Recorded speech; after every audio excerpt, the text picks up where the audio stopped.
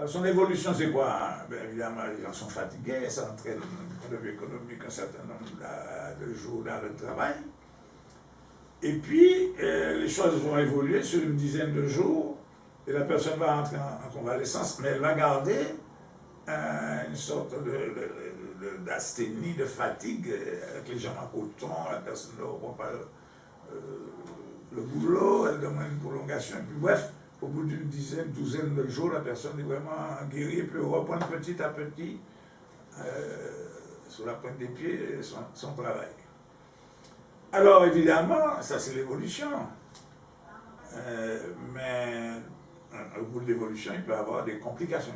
Les complications sont en particulier les signes hépatiques, les atteintes hépatiques, rénales, et puis surtout les atteintes hémorragiques. Et c'est pour cela que nous entrons dans une deuxième catégorie, la catégorie de dengue hémorragique. Et qui dit hémorragie, dit encore asthénie, dit encore complications, etc. Y compris la plus grande complication qu'on puisse trouver, c'est la mort. Et alors, si on échappe à cette dengue hémorragique, donc on va rentrer dans une convalescence qui parfois, malheureusement, peut être très très longue. Et lorsque les gens disent ça, il ne faut jamais prendre ça avec du mépris en disant c'est enfeignant, c'est qu'effectivement la personne est sur les genoux. Alors, comment on va soigner ça? Jusqu'à présent, on ne dispose que de deux choses. Alors évidemment, on peut ajouter des examens complémentaires pour faire le diagnostic, pour confirmer ou infirmer la dengue. Mais avec les éléments que je viens de vous donner, mais il n'y a pas de problème, le diagnostic est fait. Le seul diagnostic différentiel qui importe, c'est celui d'avec la grippe. Alors, ne serait-ce que sur la fièvre, c'est pas la même chose. Ensuite, la grippe va donner mal à la gorge, va donner le nez qui coule, etc., etc. Nous connaissons tous ces signes-là. Mais alors, il y a des examens complémentaires qu'on peut faire au laboratoire, c'est des examens qui coûtent cher. On peut même faire des examens, mais ça, c'est pour satisfaire les besoins de l'épidémiologie, pour affirmer le diagnostic, pour que les médecins sentinelles puissent signaler les dengues qui sont effectivement signés par le laboratoire, ce qui permet de suivre l'évolution de cette maladie-là dans une région donnée. Voilà. Mais en dehors de ça, le médecin, généralement, de base, ne va pas faire des examens complémentaires. D'autant que ce que je dis là, je le disais à l'époque où il fallait faire le diagnostic sérologique en Guyane. Ce qui fait que le temps que les examens partent en Guyane pour revenir, les malades étaient déjà guéris. Mais il semblerait que maintenant tous les laboratoires sont équipés pour faire un examen sérologique de la dengue. Alors nous tombons maintenant dans le traitement, le traitement jusqu'à nouvel ordre. C'est les antalgiques, du genre, je ne sais pas si je peux dire le nom chimique ou commercial, c'est de l'iprane, d'afalgan, etc. Tous les antalgiques et les fébrifuges de premier niveau. En réalité, le nom commun de tous ces malades, de tous ces médicaments, c'est le paracétamol. Et la vitamine C.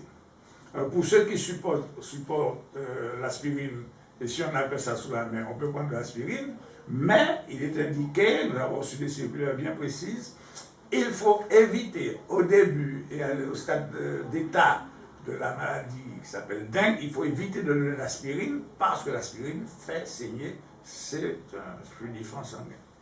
Voilà, grosso modo. Et puis alors, quand on prescrit du repos, le repos c'est vraiment coucher. C'est pas en profiter parce qu'on a un arrêt de travail pour essayer de travailler, non. Il faut rester couché, c'est-à-dire la tête au niveau des talons, voilà, pendant un certain nombre de jours. Alors donc, paracétamol et vitamine C, voilà, c'est ce qu'il faut prendre. Et puis penser que ça va diminuer. Alors effectivement, d'année en année, les épidémies sont plus ou moins sévères. Pour le moment, on est en début, mais en phase ascendante. C'est-à-dire que d'ici 15 jours, on sera en plein dedans. Alors, évidemment, nous n'avons pas terminé sans parler de la prophylaxie. Vaut mieux prévenir que guérir. Alors, quand nous connaissons le circuit, bien entendu, il faut le mettre, prenons le départ, parce qu'il faut, dans ce cercle, il faut prendre un départ. Nous prenons un malade qui est malade. Donc, pour éviter qu'il ne propage sa maladie, il faudra éviter que les moustiques le piquent. Donc il faudra lutter contre le moustique, l'Aedes.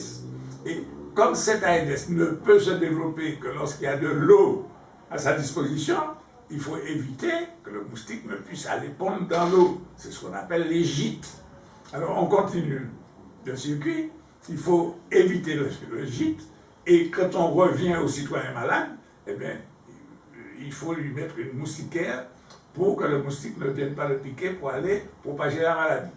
Alors, certains vieux médecins savent que la vitamine B1, pas de nom commercial, la vitamine B1, lorsqu'on l'absorbe vers 15h, 16h de l'après-midi, eh bien, on va éliminer cette vitamine B1 par la peau, et le moustique n'aime pas ça.